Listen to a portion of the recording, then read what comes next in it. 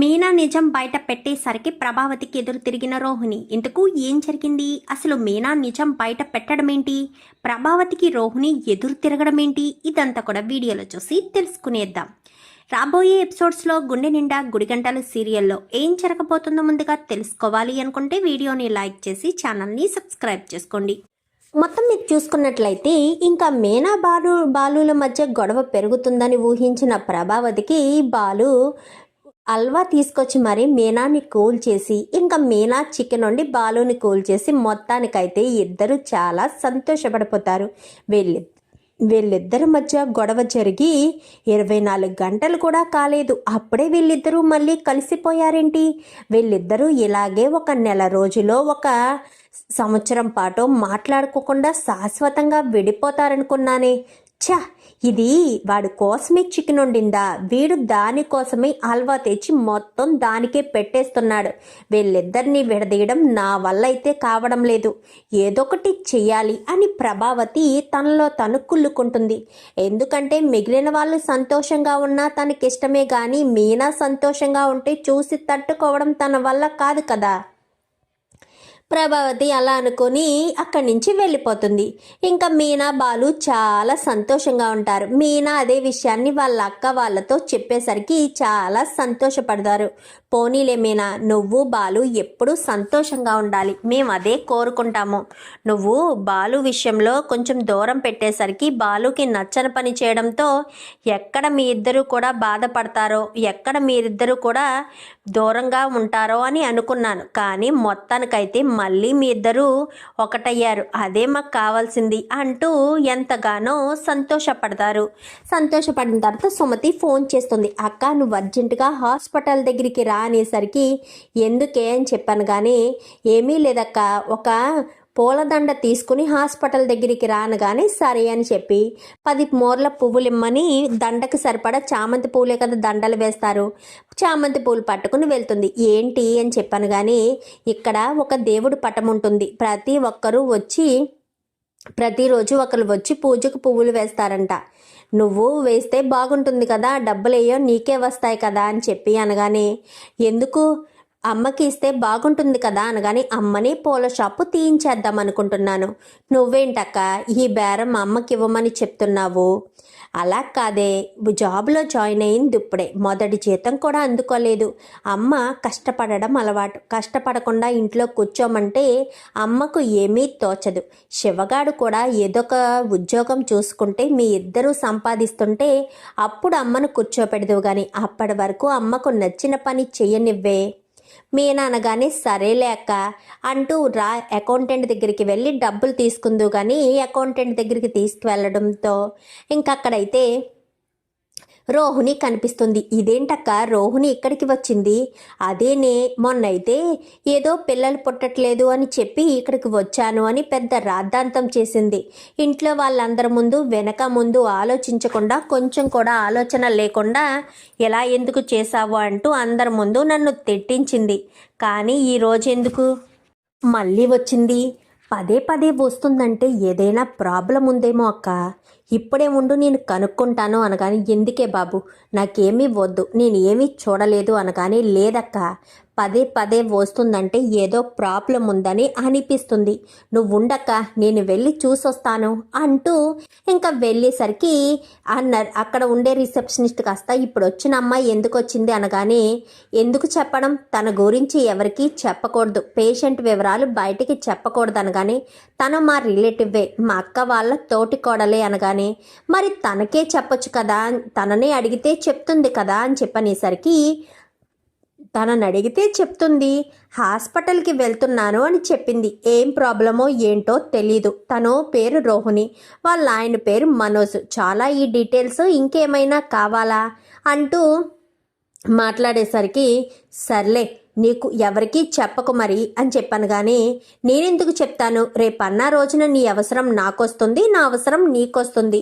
ఒకరికొకరు సహాయం చేసుకోకపోతే ఎలా కుదురుతుంది అని చెప్పాను. కానీ తను సెకండ్ ప్రెగ్నెన్సీ కోసం అడగడానికి వచ్చింది అనేసరికి సెకండ్ ప్రెగ్నెన్సీయా అని చెప్పనగానే అవును, ఇంకింతకు మించి నేను ఏమీ చెప్పలేను అంటూ ఇంకా రిసెప్షనిస్ట్ చెప్పేసరికి ఒక్కసారిగా సుమతి షాక్ అయిపోయి అదే విషయం మీనాకు చెప్తుంది. సెకండ్ ప్రెగ్నెన్సీ ఏంటక్క? సెకండ్ ప్రెగ్నెన్సీ అంటే ఆల్రెడీ ముందు ప్రెగ్నెన్సీ వచ్చిందనే కదా. ముందు ప్రెగ్నెన్సీ వచ్చిందంటే పాపో బాబో ఉన్నారనే కదా అర్థం. అసలు ఏంటక్క నాకు అర్థం కావట్లేదు అని చెప్పాను. కానీ అదే కదా మాకు అర్థం కాని విషయం.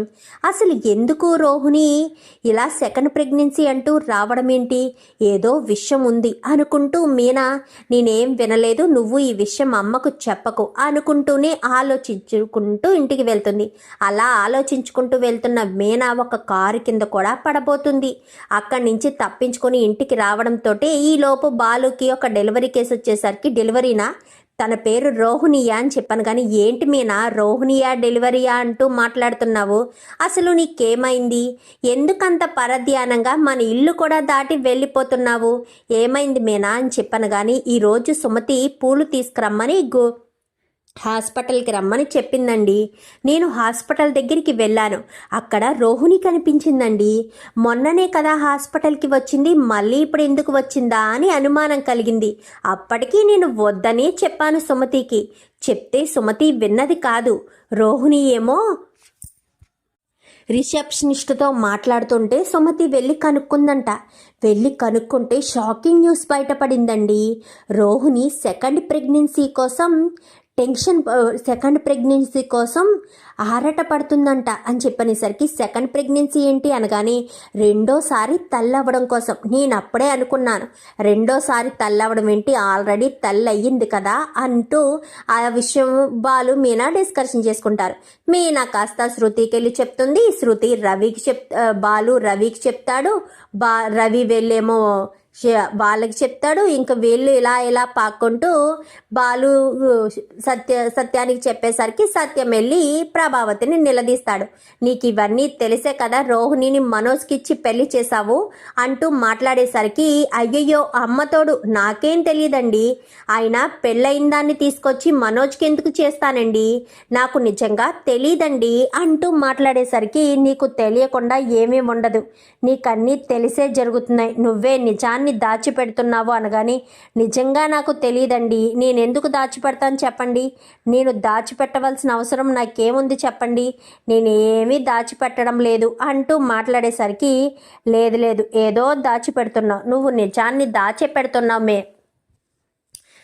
ప్రభా అని చెప్పనగానే లేదు, సాయంత్రం వస్తుంది కదా అందరి ముందు నిలదీసేస్తాను, అది అసలు సెకండ్ ప్రెగ్నెన్సీ కోసం హాస్పిటల్కి వెళ్ళడం ఏంటో, ఈ సెకండ్ ప్రెగ్నెన్సీ ఏంటో అంతా తెలుసుకుంటాను అని చెప్పి ప్రభావతి చాలా కోపంగా ఉంటుంది.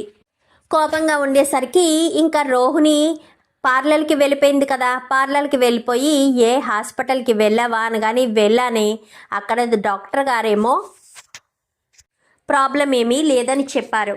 ఇప్పుడేమో మనోజ్ని హాస్పిటల్కి రమ్మంటుంటేనేమో వాళ్ళమ్మ నన్నే తప్పు పడుతుంది, నా కొడుకు మంచివాడే, నా కొడుకులో ఏ లోపం లేదు అన్నట్టు వాళ్ళమ్మ మాట్లాడుతుంది. ఏం చేయాలో అర్థం కావట్లేదే అనగానే వస్తాలే, ఇప్పుడే కదా నువ్వు వెళ్ళావు, అన్నీ తొందరగా జరిగిపోవాలంటే కష్టమే, జరుగుతాయి, నువ్వెందుకు ప్రతిదానికి టెన్షన్ పడుతూ ఉంటావు, నువ్వు దేనికి టెన్షన్ పడకు, ఏం చేయాలో అది చేద్దాం, నువ్వు ప్రతిదానికి టెన్షన్ పడ్డావు అనుకో మీ అత్త ముందు దొరికిపోతావు అనగానే నిజమేనే బాబు, దొరికిపోతాను, మా అత్త ఆవలిస్తే పేగులు లెక్క పెట్టే రకం.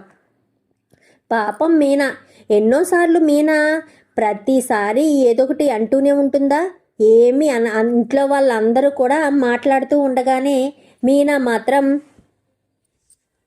అందరూ నా వాళ్ళే అనుకుంటూ అందరికీ వంట చేసి అందరికీ కడుపు నింపడానికి ప్రయత్నిస్తుంది. కానీ మా అత్త తినేస్తుందా, తినేసి మీనా మీదే విరుచుకుపడుతుంది, మీనానే బాధ పెడుతుంది, ప్రతి క్షణం కూడా అంతే, ప్రతిసారి కూడా ఇలాగే జరుగుతూ ఉంటుంది అని చెప్పి మాట్లాడేసరికి ఏంటి ఏం మాట్లాడుతున్నావు అనగానే అవునే బాబు, నువ్వు మీనా గురించి పాజిటివ్గా మాట్లాడుతున్నావా అనగానే ఏం చేయను, మీనా అంటే నాకు ఇష్టమే, కానీ మా అత్త మెప్పు కోసం మీనాని నేను కొంచెం దూరం పెడతానంతే, లేదంటే మీనా గురించి నేను ఎందుకు ఆలోచించను అని చెప్పనేసరికి అంటే ఏంటి అనగానే మా అత్త మీనా అంటే అస్సలు నచ్చదే పాపం. బాలును కూడా అస్సలు ఇష్టపడదు. కానీ పాపం బాలు మీనా ఇంట్లో వాళ్ళ కోసం ఎంతలా కష్టపడతారో తెలుసా? ప్రతి క్షణం బాలు అయితే ఇంట్లో వాళ్ళ నాన్న కోసం వీళ్ళ కోసమే కష్టపడుతూ ఉంటాడు. కానీ మా అత్తగారు మాత్రం మీనా మీద విరుచుకుపడుతూనే ఎప్పటికప్పుడు ఏదో ఒకటి అంటూనే ఉంటుంది. అనకుండా మా అత్తగారు మాత్రం అస్సలు ఊరుకోదు. పాపం మీనా బాలు కోసం ఏదైనా చేసి పెట్టినా వీళ్ళంతా ఆవురావురమంటూ తింటున్నా అస్సలు కోపం రాదే మీనాకు. ఏం మాట్లాడకుండా మీనా మాత్రం నార్మల్గానే మాట్లాడుతూ ఉంటుంది అని చెప్పనేసరికి, అవును నిజమే, మీనాను నేను అబ్జర్వ్ చేశానే. పాపం మీనా ఎదుటి వాళ్ళ గురించి ఆలోచిస్తుంది తప్ప వాళ్ళ గురించి అస్సలు తన గురించి తను ఆలోచించుకునే మనస్తత్వం కాదు మీనాది అని చెప్పి మాట్లాడేసరికి, ఇంకా సర్లేవే నేను ఇంకా ఇంటికి వెళ్తాను, చాలా టయర్డ్గా ఉన్నాను, పైగా హాస్పిటల్కి కూడా వెళ్ళొచ్చాను కదా, చిరాగ్గా ఉంది అని చెప్పి మాట్లాడేసరికి, సర్లే ఏదో ఒకటి జరుగుతుంది అనుకుంటూ రోహిణి కాస్త ఇంటికి వచ్చేస్తుంది. ఇంటికి వచ్చేసరికి ఈలోపే ఇంటి దగ్గర మొత్తం స్ప్రెడ్ అయిపోయింది కదా. రోహిణి ఇంటికి రావడంతో మనోజు రోహిణి ఇద్దరు కలిసే కదా వస్తారు. ఇద్దరు కలిసి ఇంటికి వస్తారు. రావడంతో ఆగు రోహిణి అని చెప్పి ప్రభావతి ఆపేస్తుంది. చాలా నీరసంగా ఉంది అత్తయ్య, కొంచెం ఫ్రెష్ అయి వస్తాను అని చెప్పనగానే, నీకు నీరసంగా ఎందుకుంది? హాస్పిటల్కి వెళ్ళి చెకప్ చేయించుకోవడం వల్ల నీరసంగా ఉందా అంటూ మాట్లాడేసరికి, నేను హాస్పిటల్కి వెళ్ళిన విషయం మీకెలా తెలుసు అని చెప్పాను. కానీ నువ్వు హాస్పిటల్కి వెళ్ళిన విషయం తెలుసు, హాస్పిటల్కి ఏ పర్పస్ మీద వెళ్ళిన విషయం కూడా తెలుసు రోహిణి అంటూ శృతి మాట్లాడుతుంది. ఏం మాట్లాడుతున్నావు శృతి?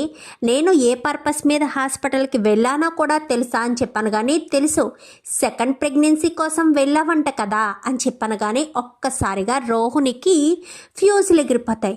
సెకండ్ ప్రెగ్నెన్సీ కోసం వెళ్ళానన్న విషయం వీళ్ళకెలా తెలుసు?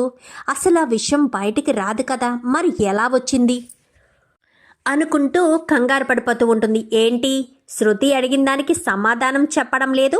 సెకండ్ ప్రెగ్నెన్సీ కోసమేనా నువ్వు వెళ్ళావు? సెకండ్ ప్రెగ్నెన్సీ అంటే ఆల్రెడీ నీకు ముందు పాపో బాబో ఉన్నారనే కదా అర్థం. రెండోసారి కడుపు ఎలా తెచ్చుకోవాలి అంటే ఏ రకంగా మందులు వాడాలా ఏంటి, తెచ్చుకోవడానికి కారణాలేంటి అంటూ మాట్లాడేసరికి, అది అది అది కాదత్తయ్య అని చెప్పాను. కానీ చెప్పు రోహిణి, సెకండ్ ప్రెగ్నెన్సీ ఏంటి అంటే రెండోసారి తల్లవుతున్నట్ట? మొదటిసారి నీకు పెళ్లి జరిగిందా లేక పెళ్లి కాకముందే తల్లయ్యావా? ఇంట్లో వాళ్ళంతా కూడా నన్ను నిలదీస్తున్నారు. ఎందుకంటే మనోజ్కి నిన్ను తీసుకొచ్చి పెళ్లి చేసింది నేనే కదా, అందుకు అందరూ కలిసి నన్ను నిలదీస్తున్నారు. అసలేంటిదంతా, ఎందుకిదంతా? అసలు నీకు బిడ్డ పుట్టాడా? ఇంతకుముందే బిడ్డ ఉన్నాడా? నీకింతకు ముందే పెళ్లి జరిగిందా? చెప్పు రోహిణి, ఏంటి చెప్తావా చెప్పవా అంటూ నిలదీసి అడిగేసరికి, అది కాదత్తయ్య అని చెప్పాను. కానీ ఇంకా నువ్వు ఏ విషయం దాచిపెట్టడానికి అస్సలు వీల్లేదు. నువ్వు ఖచ్చితంగా నాకు నిజం చెప్పి తీరాలి. నువ్వు అబద్ధం చెప్పాలని ట్రై చేయడానికి ఎలాంటి ఆస్కారం లేదు. నువ్వు దొరికిపోయావు రోహిణి, నీలువునా దొరికిపోయావు. ఇన్ని రోజులు నువ్వు చాలా మంచిదానివి అనుకున్నాను, కానీ వీళ్ళంతా కలిసి నన్ను నిలదీస్తున్నారు. మనోజ్కి నిన్ను కట్టపెట్టింది నేనే కాబట్టి నీ గురించి అన్ని విషయాలు నాకు తెలిసే ఇదంతా చేశాను అని అనుకుంటున్నారు. చెప్పు రోహిణి, ఏంటిదంతా? నీకు ముందే పెళ్లి జరిగిందా? పెళ్లి జరిగిన విషయం నా దగ్గర దాచిపెట్టావా? నన్ను, నా కొడుకుని, నా కుటుంబాన్ని, అందరినీ నువ్వు మోసం చేస్తున్నావా? చెప్పు రోహిణి అంటూ ఇంకా నిలదీసేసరికి, అది కాదత్తయ్య, నేను చెప్పేది ఒక్క నిమిషం వినండి అత్తయ్య అని చెప్పాను. కానీ ఏం వినాలి? నువ్వు ఏం చెప్తే నేను ఏం వినాలి చెప్పు. నువ్వు మాకు ఇన్ని రోజులు అబద్ధం చెప్పావని, మోసం చేశానని, నీకు ముందే పెళ్ళయ్యి ఒక కొడుకో కూతురో ఉన్నారని చెప్పు అని చెప్పాను. కానీ ఎంతసేపు మీరు చెప్పేదే తప్ప నేను చెప్పేది వినరా అత్తయ్య? నేను అసలు ఏం చెప్పాలనుకుంటున్నానో మీకేమన్నా తెలుసా? నా మాట వినిపించుకోకుండా మీ సొంత ప్రయత్నాలు, మీ సొంతంగా కథలు అల్లేసుకుంటున్నారా? ఎవరు చెప్పారు నేను సెకండ్ ప్రెగ్నెన్సీ కోసం హాస్పిటల్కి వెళ్ళానని? మీతో ఎవరు చెప్పారు? ఈ మీనాయేనా? ఆల్రెడీ ఇంతకు ముందు ఒకసారి హాస్పిటల్కి వెళ్ళానని, ప్రెగ్నెంట్ అని చెప్పి స్వీట్ చేసి అందరికీ పంచిపెట్టింది. ఆ రోజు చెప్పాను కదా మీనా, నేను హాస్పిటల్కి వెళ్ళింది ప్రెగ్నెన్సీ కోసం మాత్రమే కాదు అని. అయినా నువ్వు నా మాట వినిపించుకోకుండా నా గురించి ఎందుకు పదే పదే పదే ఆలోచిస్తావు? నీ గురించి బాలు గురించి ఆలోచించుకోవచ్చు కదా. నా గురించి ఎందుకు ఆలోచిస్తావు మీనా? నా గురించి నేను ఏం చేసుకోవాలో తెలుసు అనగానే, ఏంటమ్మా మీనా నిజాన్ని బయట పెట్టిందని తన మీద సీరియస్ అవుతావేంటి? తను చెప్పింది అబద్ధమా? నువ్వు సెకండ్ ప్రెగ్నెన్సీ కోసం హాస్పిటల్కి వెళ్ళడం అబద్ధమా? అదన్నీ అబద్ధాలా? చెప్పు రోహిణి, చెప్పు అని చెప్పనేసరికి, చూడండి మామయ్య, నేను ఎవరిని ఏమీ అనదలుచుకోలేదు. నేను ఏ తప్పు చేయలేదు. సెకండ్ ప్రెగ్నెన్సీ కోసం అని చెప్పింది ఏంటంటే, నాకు మొదటిసారి మిస్క్యారేజ్ అయ్యింది అన్న ఉద్దేశంతోనే నేను సెకండ్ ప్రెగ్నెన్సీ అని చెప్పాను. ఆయన సెకండ్ ప్రెగ్నెన్సీ అని చెప్పలేదు, రెండోసారి ప్రెగ్నెన్సీ ఆల్రెడీ మిస్క్యారేజ్ అయిందని. ఆ ముందుది వదిలేసి ఆ వెనకాలది చెప్పడం వల్ల నేను సెకండ్ ప్రెగ్నెన్సీ కోసం హాస్పిటల్కి వెళ్ళాను అని చెప్పి అందరూ అనుకుంటున్నారు. నాకు ఆల్రెడీ ఇంతకుముందు ప్రెగ్నెన్సీ వచ్చింది. ఆ విషయం మీ అందరితో చెప్పి సంతోషంగా శుభవార్తని పంచుకోవాలనుకున్న సమయంలోనే వెంటనే మిస్క్యారేజ్ అయ్యిందని అప్పుడే హాస్పిటల్కి వెళ్తే క్లియర్ అయ్యాక రమ్మని చెప్పారు. అందుకోసమని డాక్టర్ గారికి గుర్తుంటుంది అన్న ఉద్దేశంతో ఆ రకంగా చెప్పాను. అంతే తప్ప మీరు నన్ను తప్పు పడుతున్నారు అత్తయ్య. ఆయన చీటికి మాటికి నేను ఏదో తప్పు చేసిన దానిలా నా మీద విరుచుకుపడతారేంటి? నేను ఏ తప్పు చేయలేదు. మీరు ప్రతిసారి నా మీద విరుచుకుపడడం మానేయండి. అప్పుడు పార్లర్ విషయంలో కూడా అంతే, నన్నే తప్పు పడుతున్నారు. మీ కొడుకు ఎన్ని తప్పులు చేసినా నేను సైలెంట్గా మీ కొడుకును వెనకేసుకొస్తున్నాను. 3 నెలల పాటు మీ కొడుకు పార్కులో పల్లీలు తింటూ ఉన్నాడు. ఆ విషయాన్ని నా దగ్గర దాచిపెట్టారు. తర్వాత అడుక్కు తినడానికి వెళ్ళాడు. ఆ విషయాన్ని దాచిపెట్టారు. తర్వాత మీనా నగలు దొంగతనం చేసి మరీ మీరు ఇచ్చి గిల్ట్ నగలు చేసి ఇదంతా చేశారు. ఆ విషయాన్ని నా దగ్గర దాచిపెట్టారు. తప్పులు మీరు మీ కొడుకు తప్పులు చేస్తే నన్ను నిలదీయడమేంటి అత్తయ్య? నన్ను అనడమేంటి అనగానే, ఎంత మాట అన్నావే అంటూ చెయ్యెత్తేసరికి చేతిని పట్టుకుంటుంది. ఒక్కసారిగా మనోజ్, రోహిణి అందరూ షాక్ అయిపోయి చూస్తూ ఉంటారు. ఏంటత్తయ్య, నేను ఏం తప్పు చేశానని నా మీద చెయ్యెత్తుతున్నారు? మీరు మీ కొడుకు చేసిన తప్పుల్ని వేలెత్తి చూపించానని నా మీద చెయ్యెత్తుతున్నారా? తప్పులు మీరు చేశారత్తయ్య. మీరు పెద్దవారు కదా, ఇంటికి అత్తగారి స్థానంలో ఉన్నారు కదా అని నోరిచ్చుకుని పడిపోతుంటే చూస్తూ ఊరుకుంటానుకున్నారా? మీనా అయితే మీకు ఎన్ని తిట్టినా నా కుటుంబం నాది అనుకుని సైలెంట్గా ఊరుకుంటుంది. నేను అలా సైలెంట్గా ఊరుకునే రకాన్ని కాదు. మీరు ఎన్ని మాటలు అంటున్నా నోరు మూసుకుని ఊరుకుంటాను అని అనుకుంటున్నారేమో. ఎప్పటికీ నేను అలా చేయను. అది మీరు గుర్తు పెట్టుకుంటే చాలా బాగుంటుంది. పోనీలే కదా, అత్తగారి స్థానంలో ఉన్నారు, నాకు ప్రతిసారి సపోర్ట్ ఇస్తున్నారు కదా అని నేను ఊరుకుంటుంటే, మరీ దారుణంగా నన్ను ఒక పని మనిషిని చేసినట్టు చూస్తుంటే నేను చూస్తూ ఊరుకుంటానా? అయినా మీనా, నువ్వు పూర్తిగా తెలుసుకోకుండా ఎందుకు ఇలా వచ్చి చెప్తున్నావు? నువ్వు వచ్చి చెప్పడం వల్ల వీళ్ళు నన్ను తప్పుగా అర్థం చేసుకుంటున్నారు. ప్రతిసారి కూడా అలాగే అర్థం చేసుకుంటున్నారు. నువ్వెందుకు ప్రతిసారి నా విషయంలో కలగ చేసుకుంటావు? మరి నువ్వెందుకు హాస్పిటల్కి వెళ్తున్నావు అనగానే, నేను మా చెల్లి ఉంది కాబట్టి అక్కడికి వెళ్తున్నాను. మా చెల్లి పువ్వులు తీసుకురమ్మని చెప్పడంతో నేను అక్కడికి వెళ్ళాను. నేను వెళ్ళేసరికి ఇంకక్కడ జనాలందరూ ఉన్నారు. నువ్వు కూడా కనిపించవు. నువ్వెందుకు వస్తున్నావు అని చెప్పి అనుమానం కలిగి అడిగాను. ఏమో నీకేదైనా ప్రాబ్లం ఉందేమో అనుకునేసరికి తీరామోసి కనుక్కుంటే సెకండ్ ప్రెగ్నెన్సీ అని అన్న రిసెప్షనిస్ట్ చెప్పింది. నిజమే అనుకుని అదే విషయాన్ని ఇంట్లో చెప్పాను. ఏదైనా సరే తెలిస్తే ఖచ్చితంగా ఇంట్లో బయట పెట్టాలి కదా. ఇంట్లో వాళ్ళని మోసం చేయడం నా వల్ల కాదు. నేను అబద్ధం చెప్పను. ఎదుటి వాళ్ళు అబద్ధం చెప్తే చూస్తూ ఊరుకోలేను. అందుకే నిజాన్ని చెప్పేశాను. ఆ మాత్రం దానికే నువ్వు నన్ను తప్పు పట్టడం ఏంటి? నా గురించి తప్పుగా అనడం ఏంటి? నేను నిజం నిర్భయంగా చెప్పాను. అయినా నువ్వు హాస్పిటల్కి వెళ్తున్న విషయం ఇంట్లో వాళ్ళకి చెప్పాలి కదా.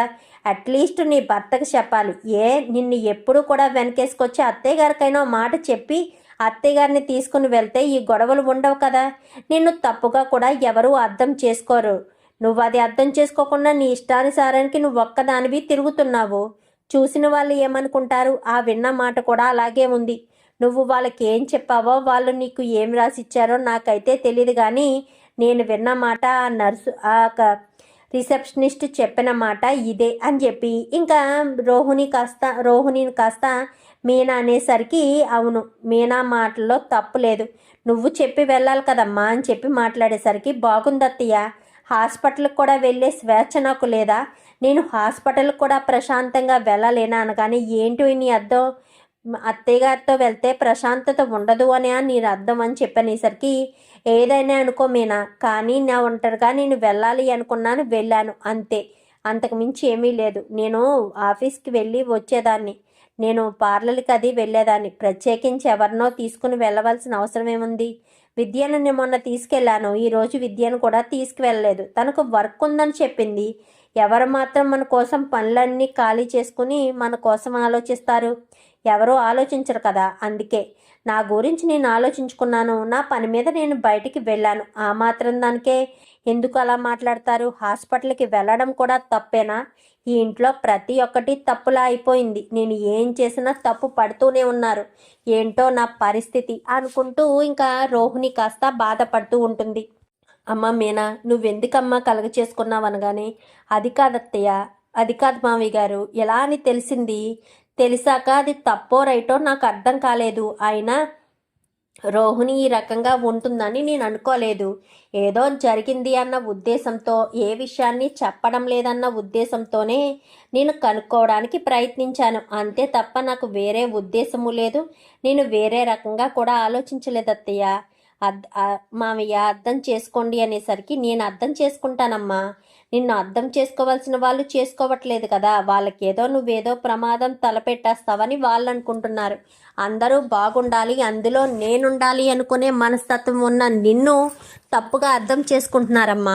ఎందుకు? ఎదుటి వాళ్ళకి మంచి చేయాలని ప్రయత్నించి నువ్వు బాధపడతావు, నిన్ను నువ్వు బాధ పెట్టుకుంటావు. అందుకే ఇంకా ఎవరి విషయంలో కలగ చేసుకోవద్దమ్మా. నీ పనేదో నువ్వు చూసుకుంటే బాగుంటుంది అని చెప్పాను. కానీ అలాగే మామయ్య, నేను చేసిన తప్పేంటో నాకు అర్థమైంది. నేను ఎంత పెద్ద పొరపాటు చేశానో కూడా తెలిసింది.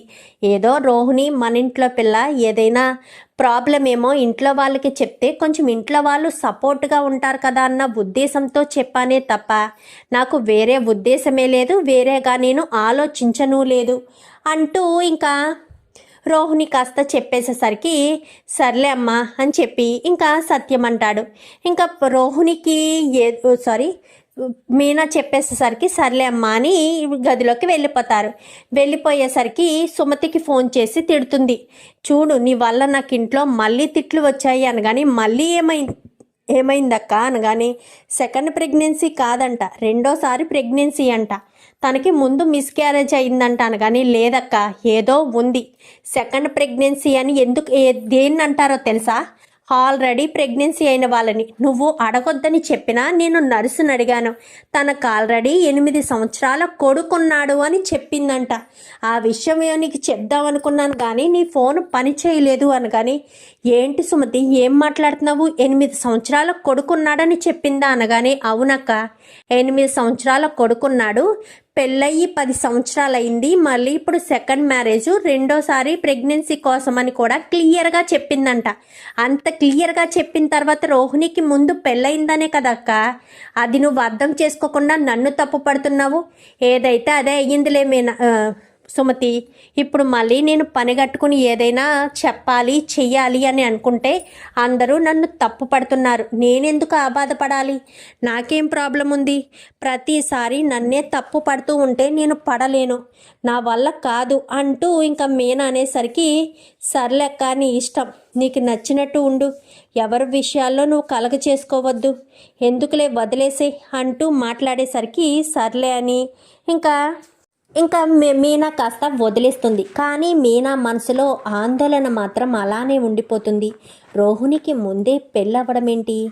పెళ్ళయిందన్న విషయం ఇంత క్లియర్గా తెలిసినప్పుడు ఇప్పుడు మనం ఏం చేయాలి?